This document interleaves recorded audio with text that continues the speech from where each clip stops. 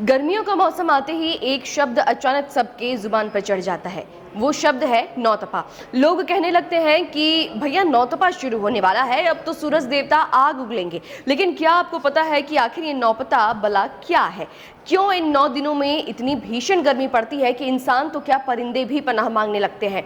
आज हम इस पूरे गणित को एकदम आसान भाषा में समझेंगे। इसके पीछे का विज्ञान क्या है, पुराणों में क्या लिखा है और इस भयंकर तपिश से आपको खुद को कैसे बचाना है, सब कुछ यहीं जान लीजिए। इसके बाद आपको इंटरनेट पर कुछ और खोजने की जरूरत नहीं पड़ेगी। नमस्कार, न्यूज़ 11 भारत का डिजिटल प्लेटफॉर्म देख रहे हैं आप और मैं आपके साथ श्रेया आनंद। तो हर साल मई और जून के बीच आने वाले नौतपा को सबसे ज्यादा गर्म दिनों का दौर माना जाता है।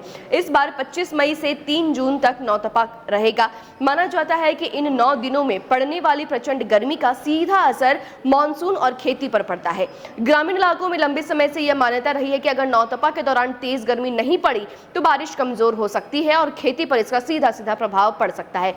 आगे बढ़ने से पहले आपको यह बता देती हूँ कि नौतपा क्या है। नौतपा का सीधा सा मतलब है 9 तपते हुए दिन।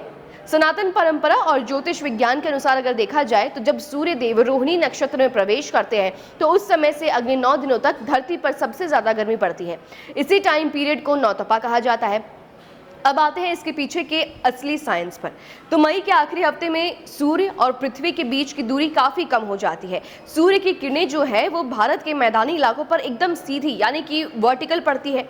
सीधी धूप और तेज गर्म हवाओं यानी कि लू के कारण वातावरण का तापमान अचानक से काफी ऊपर चला जाता है और इस दौरान ह्यूमिडिटी और तपिश इससे ज्यादा होती है कि रात में भी राहत नहीं मिलती है।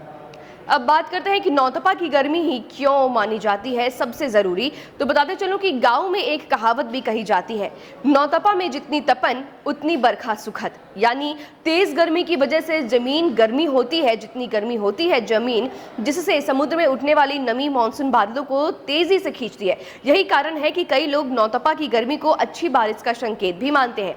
अगर वैज्ञानिक दृष्टिकोण से बात की जाए तो नौतपा की गर्मी खेतों के लिए फायदेमंद मानी जाती है।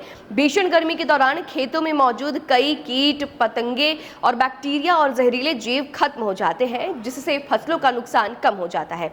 ग्रामीण इलाकों में यह भी कहा जाता है कि अगर नौतपा ठीक से नहीं तपा तो जलजला आ सकता है। हालांकि वैज्ञानिक तौर पर इसका कोई सीधा प्रमाण नहीं है, लेकिन पारंपरिक मान्यताओं के अनुसार अगर नौतपा के दौरान लगातार ठंडा मौसम या फिर बारिश बनी रहे तो बाद में खेती से जुड़ी समस्याएं बढ़ सकती है। शुरुआती दिनों में लू नहीं चलेगी तो खेतों में चूहे और कीटों की संख्या बढ़ सकती है। वहीं तेज गर्मी पड़ने पर टिड्डियों के अंडे और बैक्टीरिया भी खत्म नहीं हो पाते हैं। इसके अलावा आंधी और अनियमित बारिश से फसलों को नुकसान होने की आशंका भी बढ़ जाती है।